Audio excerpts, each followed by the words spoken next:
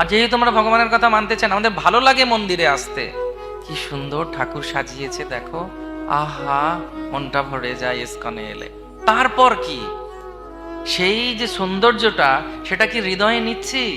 আমি কি চাইছি বাড়িতে গিয়ে এরকম একটা আলেখ্য বাড়িতে তৈরি করি, ওনাকে কেন্দ্র করে জীবন চালাই? তাহলে তো ভালোই হয়। কিন্তু যত বেশি করে আমরা এই জড় জগতের মধ্যে অত্যাহার প্রয়াসশ্চ প্রজল্প নিয়মগ্রহ জনসঙ্গশ্চ লৌলম চ ষড়বীর ভক্তি বিনিশ্যতি, এইভাবে আমরা মিশে থাকবো। অত্যাহার মানে হচ্ছে অতি পরিমাণ জমা করা, যাদের দরকার নেই তার থেকে বেশি সঞ্চয় করা। প্রয়াস, তার জন্য প্রচেষ্টা করে লোকে। কারণ অ্যাডভার্টাইজমেন্টে দেখছি এই গাড়িটা না হলে, এই ঘটনাটা না হলে, এই বাড়িটা না হলে আমার চলবে না। কিন্তু চলে যেতেও পারে, 2 BHK তে ভালো আছি, সব কম, কিন্তু না, আরো চাই। কারণ ইচ্ছা আকাঙ্ক্ষাটা বেশি, যোগ্যতাটা যদি কম হয় তাহলে তো প্রয়াস করতেই হবে। কলুর বলদ, প ফ ব ভ ম, পতে পরিশ্রম, ফতে মুখে ফেনা, বতে বন্ধন, ভতে ভয় হারিয়ে যাবার, আর মতে মৃত্যু। যদি আমরা চাই যে অল্পতে সন্তুষ্ট থাকি, যা পেয়েছি যথেষ্ট, লজ্জা নিবারণের জন্য বস্ত্র পেয়েছি, মাথায় ছাদ পেয়েছি, ভগবানকে পেয়েছি, দুবেলা হলেই হয়ে যায়, এখন তো কোনো অসুবিধা নেই। কিন্তু না, তোরা যে যা বলিস ভাই, আমার সোনার হরিণ চাই। সোনার হরিণ কি হয়? সোনার হরিণ হয় না, তো মায়ামৃগ, মা ভগবতী সীতা সেটা প্রমাণ দিয়েছেন। কিন্তু আমাদের সোনার হরিণ চাই। সেই জন্য শাস্ত্রে বলছে কিছু আছে, যত বেশি করে আমরা এইভাবে নিজেদেরকে এই সমস্ত লোকেদের সঙ্গে, এই সমস্ত মানুষের সঙ্গে মিশবো যারা প্রচন্ডভাবে আসক্ত এই জিনিসের প্রতি, তত বেশি আমরাও তাদের দ্বারা প্রভাবিত হব। ও তোর কাছে এটা নেই, জীবনই বৃথা। তোর কাছে এই মোবাইলের কি বলে মডেলটা নেই, এটাতে এত ফিচার্স আছে, কথা বলা তো হয়ে যায়, হয়ে গেল কাজ, কি দরকার আছে এত বেশি করা? কিন্তু সঙ্গত সঞ্জায়তে কাম, অত্যাহারা প্রয়াসশ্চ প্রজল্প আর নিয়ম আগ্রহ। তারপরে জনসঙ্গ। জনসঙ্গ মানে যে একে অপরের সঙ্গে বসা, একে অপরের সঙ্গে গল্প করা। কি গল্প?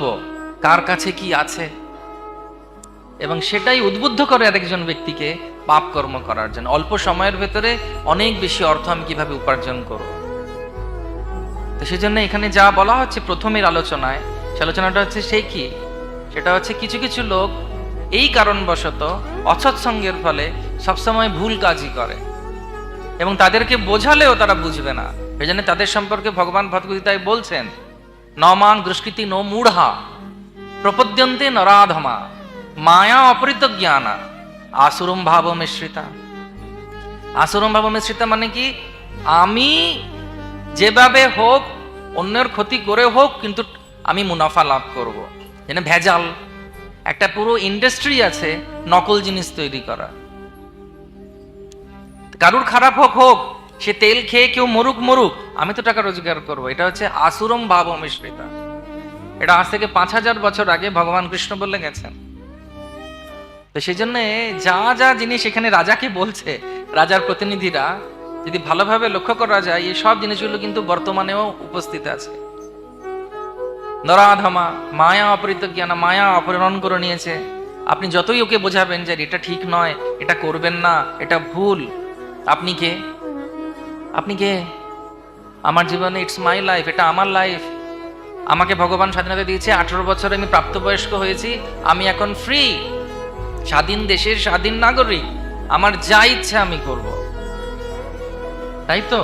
It's my life, tick tick tick tick tick, it's my life, একটা গান আছে। এবার বলছি it's my life, then you suffer. ভগবান বলে দিচ্ছেন, ভগবানের কথা কত পবিত্র কথা। সর্বধর্মাং পরিত্যজ্য মামেকং শরণং ব্রজ অহম তম সর্ব পাপেভ্যো মোক্ষয়িষ্যামি মা শুচি।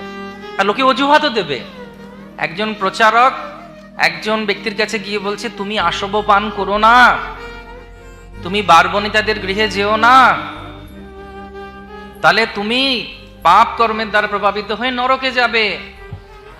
তখন সেই লোক বলছে, সে এতটা আসক্ত, সে বলছে, আচ্ছা আমি তো নরকে যাব, যে আমাকে মদ বিক্রি করছে সেও কি নরকে যাবে? বলছে হ্যাঁ। বলছে আচ্ছা, যে স্ত্রীলোকটির কাছে আমি যাই সেও কি নরকে যাবে? বলছে হ্যাঁ। বলছে ভালোই হবে, নরকে আবার দেখা হয়ে যাবে, আবার ওখানে আমরা একত্রিত হব, আবার নাচ গান আসব পান হবে, কি আছে, আপনি আপনার কাজ করুন, আমাকে আমার কাজ করতে দিন। এটা হচ্ছে বক্তব্য। তার কারণ হচ্ছে মায়া অপরিত জ্ঞানা। ভুল কাজ করতে করতে করতে আমাদের মধ্যে অনেক সময় যুক্তি চলে আসে, আমি যা করছি ঠিক করছি, আমার অজুহাত আছে।